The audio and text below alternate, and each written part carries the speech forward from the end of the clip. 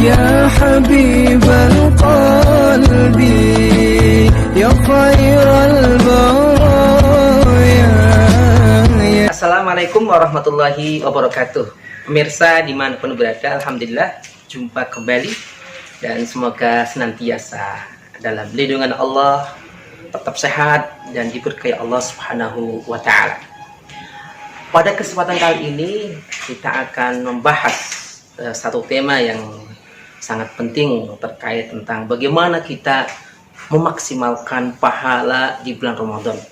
Sebagaimana kita ketahui, ya, Rasulullah Shallallahu Alaihi Wasallam bersabda dalam hadis yang sahih diriwayatkan Imam Muslim, "Man shoma Ramadana imanan wahtisaban ghufira lahu ma taqaddama min dhanbi." Artinya, siapapun seorang muslim yang menjalankan ibadah puasa Ramadan dan tujuannya, ya, hanya mencari ridho Allah Subhanahu wa taala, didasari keimanan yang tulus kepada Allah, ingin mendapatkan pahala di sisi Allah, maka ia akan diampuni dosa-dosanya yang telah lampau. Tentu yang dimaksud dosa ini adalah dosa-dosa kecil. Kalau dosa besar seperti mencuri, korupsi, berzina, tentu dia wajib taubatan nasuha, langsung bertobat kepada Allah Subhanahu wa taala. Karena itu ada 5 hal yang harus kita hindari, betul kita hindari selama kita menjalankan ibadah puasa, agar keberkahan, pahala dan kebaikan dapat kita peroleh dengan maksimal. Apa itu 5 hal? Insya Allah setelah pariwara berikut ini.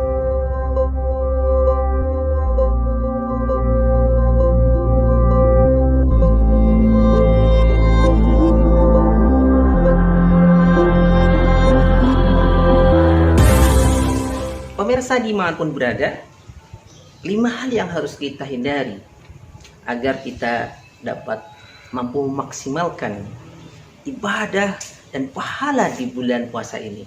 Yang pertama adalah, ya, hindarkan menyanyiakan waktu kita. Ya, kadang kita tidak terasa, ya, di depan televisi atau sedang main gadget, kita lupa bahwa kita telah menyanyiakan waktu kita yang begitu berharga di bulan Ramadan ini.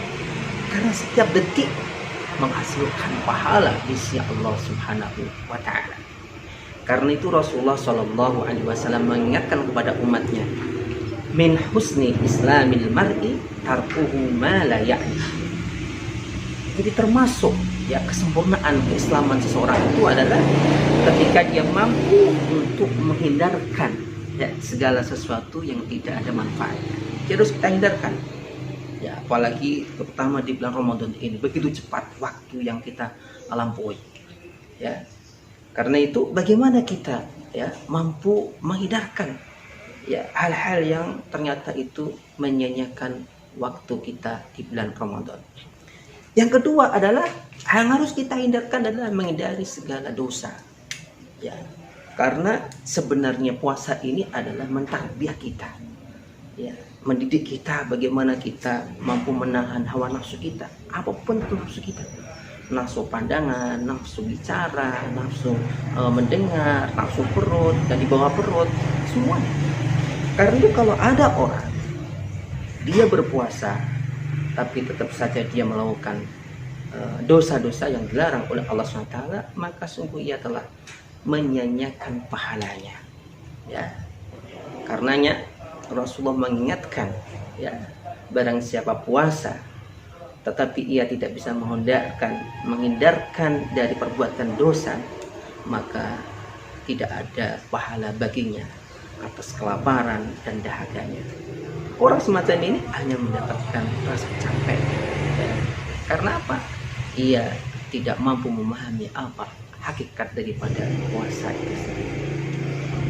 Yang ketiga yang harus kita hindarkan adalah ketika kita berbuka atau ketika kita sahur, jangan sampai kita berlebihan. Terutama ketika berbuka. Kadang, ya,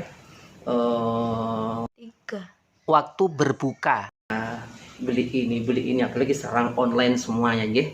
Kalau dulu kan kita ke pasar gitu, sekarang semua online, kita buka aplikasi, oh macam-macam, kita beli ini, beli ini, beli ini.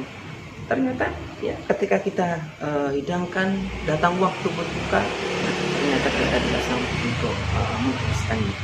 Nah tentu ini perbuatan yang tidak terpuji. Maka kalau kita ingin keberkahan puasa kita, keberkahan sahur kita, keberkahan buka puasa kita, hindarilah hal yang berlebih-lebihan.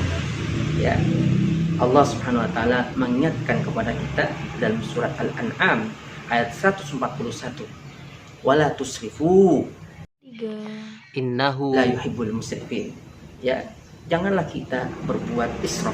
Israf itu berlebih-lebih, karena sesungguhnya Allah tidak suka orang yang berlebih-lebihan. Ya. Kemudian yang keempat yang harus kita hindari adalah kita tidak memiliki target amal kebaikan di bulan Ramadan. Jadi kadang kita menjalani ibadah kayak puasa atau aktivitas lain, ya sekedar kita jalani tanpa kita punya target kebaikan. Nah orang semacam ini terancam, dia tidak bisa memaksimalkan amal ibadahnya, amal-amal kebaikan yang harus dia capai. Maka dulu ya di episode sebelumnya kita sudah mengingatkan di awal perjumpaan kita bagaimana kita memiliki target, memiliki jadwal yang jelas. Ya minimal kita di bulan Ramadan ini mungkin ya 1 kali khatam Al-Quran, atau kita punya target beramal, bersedekah, ya, mengingat tangga kita, kanan kiri kita sekarang lagi kesulitan, maka kita punya target. Karena ya al-haya ya biduni hadaf ya wa biduni tahdid ya.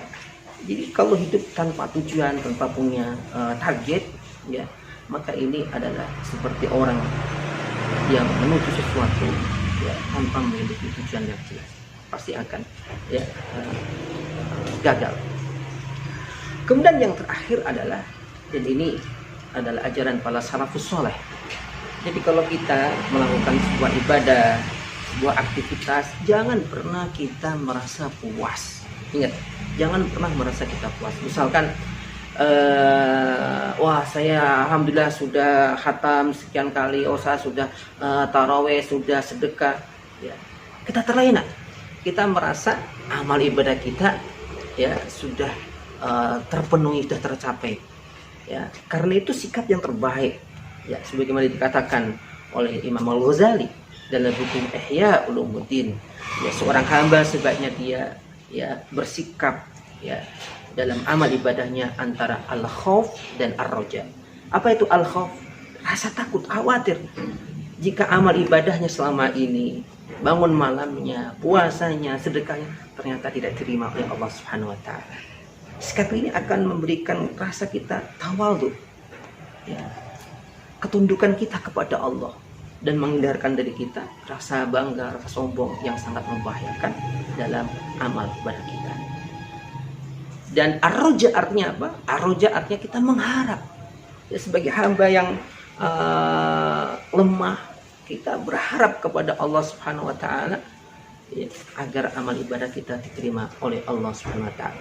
Karena itu jangan sampai kita lupa selalu berdoa kepada Allah, memohon ya agar amal ibadah kita, kebaikan kita selama Ramadan ini diterima oleh Allah sebagai amal yang diridai olehnya.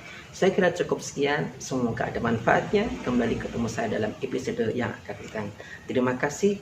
Wassalamualaikum warahmatullahi wabarakatuh. Ya Habibal Qalbi, ya